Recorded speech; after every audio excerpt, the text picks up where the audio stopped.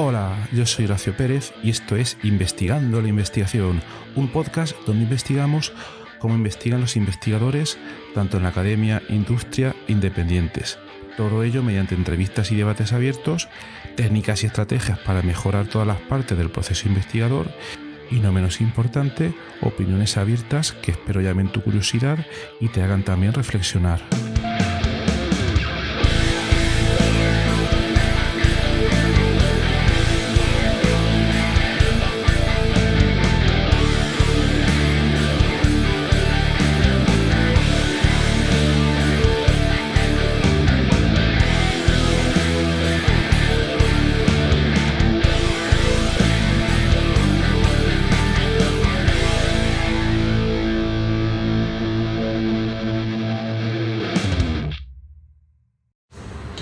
Hola, hoy es 8 de junio de 2022.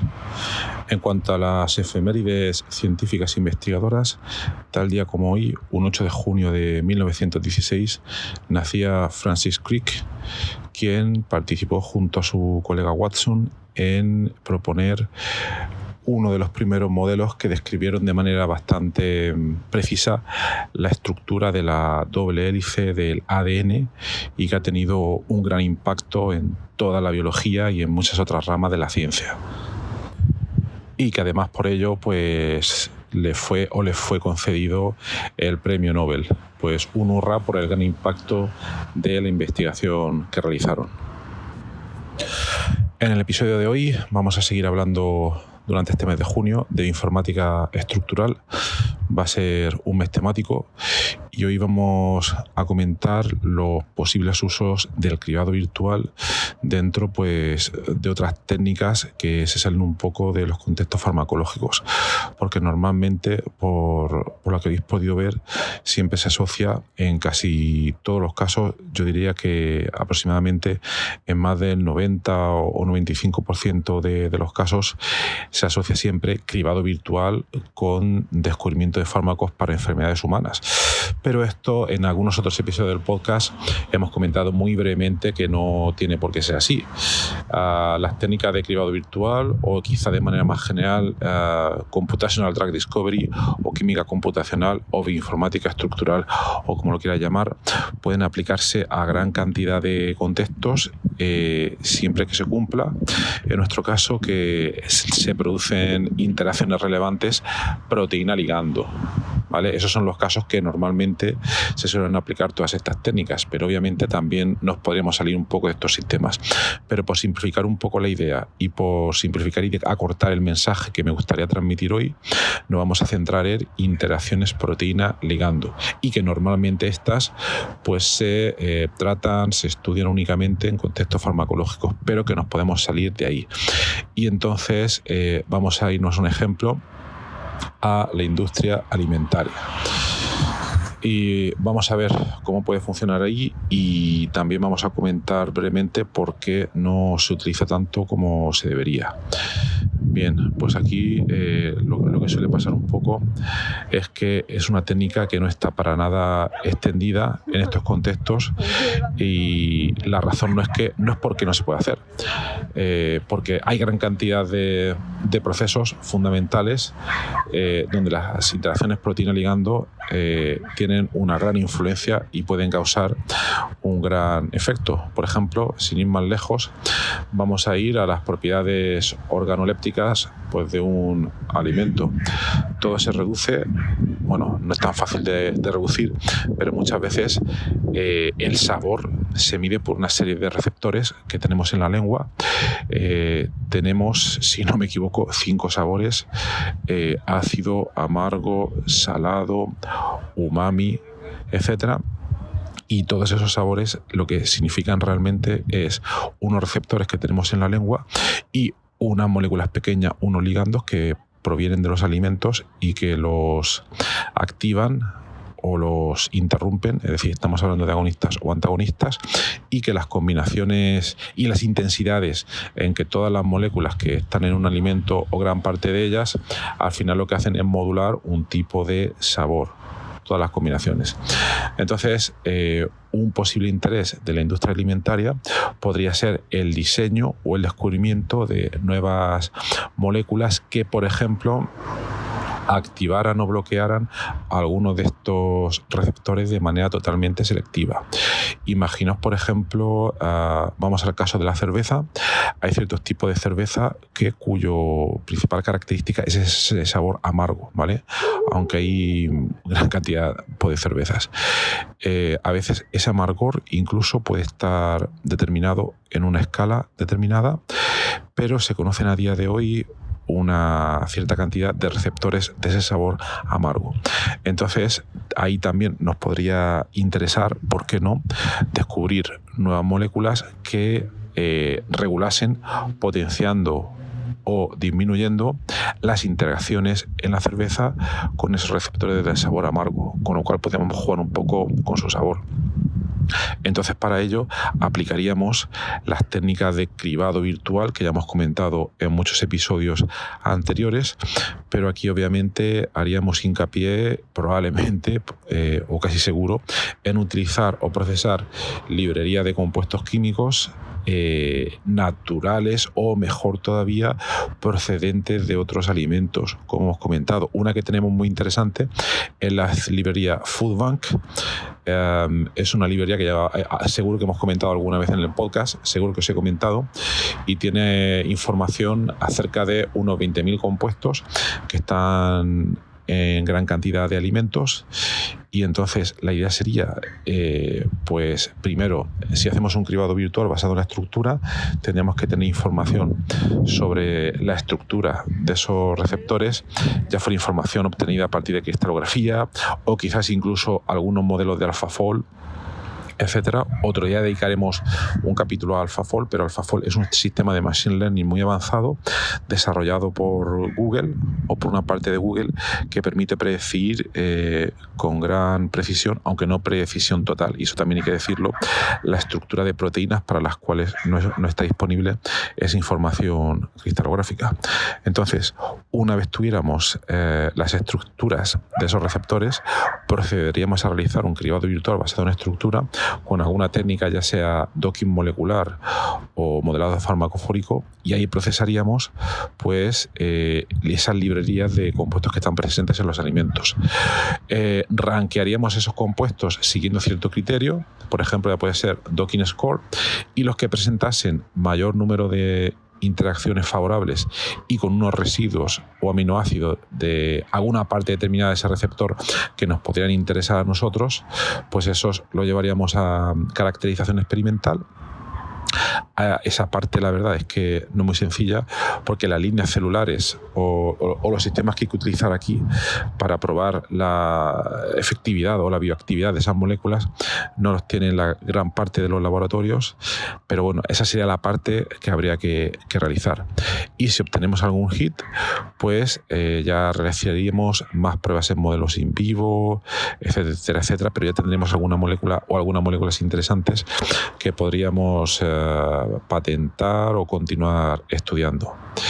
Bueno, no me extiendo más, pero este esquema que os estoy comentando, esquemas muy similares he comentado en capítulos anteriores, y como veis es siempre el mismo esquema: cribado virtual, procesado de una librería, y aquí lo que estamos afinando es, hemos escogido unos receptores que no están involucrados en una enfermedad, sino que están involucrados en un tema de sabor, que es el que interesa a la industria agroalimentaria, alimentaria en este caso. Y el otro ingrediente, digamos, exótico que se sale del mundo farma sería procesar una librería que contiene componentes que se encuentran en los alimentos aceptados para humanos, ¿vale? Esos son los dos principales ingredientes. Entonces, como veis, técnicamente no hay ningún problema en sacar las técnicas de cribado virtual de temas farmacológicos y llevarlas al tema de alimentos. El único problema, por mi experiencia y por lo que he visto en otros investigadores, es primero, para un problema alimentario determinado, encontrar un grupo o unos grupos o una empresa que pueda hacer una caracterización experimental adecuada, porque al no estar tan extendido es muy difícil encontrar esos grupos. Y luego también una de esas posibles razones es porque la gente que se dedica a investigación en temas de alimentos, por algún motivo, muchos de ellos, al no venir del mundo farma, están bastante desconectados de todo este tipo de técnicas, y al no conocerlas, pues cuando toman un primer contacto con ellas, hay una barrera de entrada para ellos bastante elevada, y suelen desconfiar bastante o no entender para nada todo este tipo de técnicas. Entonces, si os queréis aproximar a ellos, tenéis que explicárselas con mucho cuidado, con mucha calma, con mucho detalle, y haciendo bastante hincapié en posibles ejemplos de aplicación de estas técnicas a contextos alimentarios que ya se hayan probado. Entonces, bueno, no me quiero extender más. Espero que este ejemplo os haya servido para verlo un poco más en detalle, cómo se pueden aplicar las técnicas de cribado virtual a contextos no farma. Hemos hablado un poco de contexto alimentario y nada, si os interesa lo decís y podremos seguir comentando en siguientes episodios otros contextos muy interesantes que se salen del farma, y comentar incluso algunos casos especiales en los que estamos trabajando ahora mismo o han trabajado otros investigadores, ¿vale? Bueno, pues nada, espero que os haya sido interesante y que tengáis un feliz miércoles, y hasta luego.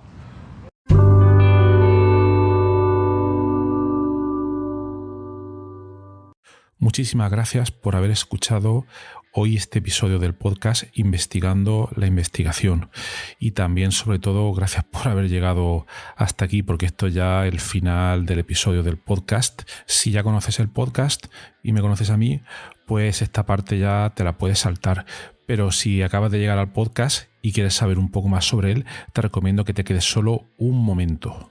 En primer lugar, te voy a comentar quién soy y a qué me dedico. Mi nombre es Horacio Emilio Pérez Sánchez, a veces lo abrevio como Horacio Pérez, y soy de formación químico computacional. Actualmente estoy contratado en la Universidad Católica de Murcia, UCAM, donde me dedico a tareas de investigación. Soy actualmente el investigador principal del grupo de investigación en bioinformática estructural y computación de altas prestaciones, donde nos dedicamos a desarrollar métodos avanzados de descubrimiento de fármacos, a implementarlos en supercomputadores debido a la gran cantidad de cálculos que estos tienen que realizar, y además proporcionamos acceso a dichos métodos a través de servidores web o a través de otro tipo de herramientas bioinformáticas. Al mismo tiempo, aplicamos dichos métodos a problemas relevantes dentro del descubrimiento de nuevos fármacos, y los compuestos que descubrimos los patentamos y los licenciamos a diversas empresas. También soy docente en diversos grados en la UCAM, como puede ser el grado en farmacia, el grado en ingeniería informática y el grado en medicina. También trabajo por cuenta propia como autónomo, y ahí tengo 3 líneas principales de actuación. Una de ellas consiste en la asistencia o mentoría en temas de investigación académica e industrial, donde te ayudo a responder a las siguientes preguntas. 1. ¿Cómo conseguir que tus artículos científicos sean aceptados en revistas de alto impacto?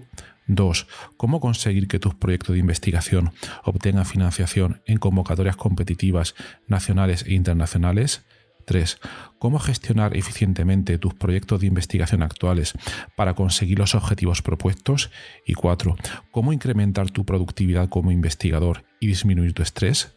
También ofrezco servicios de asistencia en bioinformática estructural respondiendo a las siguientes preguntas. 1. ¿Cómo descubrir compuestos bioactivos en diversos contextos, tanto farmacológicos, nutracéuticos o agrícolas, etc.? 2. ¿Cómo proponer y validar modelos moleculares para sistemas biológicos? 3. ¿Cómo acelerar drásticamente la ejecución de cálculos complejos y costosos? Y 4. ¿Cómo permitir que usuarios con conocimientos informáticos mínimos puedan acceder y sacar rendimiento fácilmente a herramientas científicas complejas? Y por último, también me dedico al desarrollo de diversas herramientas de software para temas de productividad, los cuales iré informando durante los diversos episodios de este podcast. En cuanto al podcast, como podéis hacer quizás una idea si habéis llegado hasta aquí y habéis escuchado alguno de los episodios, mi intención e interés es divulgar la investigación que se hace en muy diferentes contextos, tanto a nivel académico como a nivel industrial, porque el tema de divulgación académica e industrial pienso que no se le da la suficiente importancia, y también el trabajo que realizan investigadores autónomos y diversos colectivos. Además, doy especial hincapié en el tema de la bioinformática estructural a la hora de divulgar también la investigación que realizamos en nuestro grupo. Por otra parte, también tratamos temas de productividad y todo tipo de herramientas que nos puedan ayudar a mejorar todos los procesos necesarios para poder realizar una investigación en condiciones y con un rendimiento adecuado. Si escucháis el primer episodio del podcast, que es en realidad el tráiler, ahí tenéis algunos detalles más, pero bueno, esa sería la idea principal. Por último, también quisiera mencionar que tenemos una comunidad de Discord organizada en torno al podcast. En la mayoría de las notas del programa, de los episodios, tienen los detalles para acceder a esta comunidad. Y es muy interesante porque ahora mismo tenemos unos 100 y pico de usuarios, de oyentes, que se conectan a la comunidad de Discord, y de ahí surgen diferentes conversaciones. Y, por ejemplo, algunos episodios, como digo de memoria, el de ciencia de datos, el de la investigación en ciencia de datos, es uno de los que surgió ahí, pero también ha servido para que oyentes hayan realizado dentro de esta comunidad de Discord nuevos contactos a la hora de exponer intereses similares en temas tanto de investigación como de productividad y de diversos países de habla hispana. También me gustaría decirte que si te ha gustado el podcast, te agradecería muchísimo si lo pudieras sugerir a amigos, contactos que pienses les pueda llegar a interesar, o compartir a través de múltiples plataformas, ya sean las redes sociales, mensajería, WhatsApp, Telegram, Discord, etcétera, emails o cualquier otro medio. Asimismo, también ayuda mucho si en las diferentes plataformas donde se puede escuchar el podcast, como Spotify, Apple Podcasts, iVoox, etcétera, nos puede dar ahí 4 estrellas, 5 estrellas, etcétera, lo que tú veas necesario. Pues todo esto al final ayuda a que el podcast llegue a más gente. Y por último, si quieres ayudar a esta idea, si quieres ayudar al podcast económicamente, te agradecería te suscribieras a la versión premium del podcast. Tienes los detalles en los enlaces de las notas del programa, o puedes ir directamente a Anchor FM/Horacio-PS y ahí tienes todos los detalles. Y bueno, aquí se termina esta outro del podcast, un poco larga, pero me parecía necesaria para todos aquellos que lleguéis por primera vez. Y nada, de verdad, muchísimas gracias por escucharme y espero que os interesen los temas y que todo este contenido pueda ser beneficioso para todos los que lo escucháis. Muchas gracias y hasta otro episodio.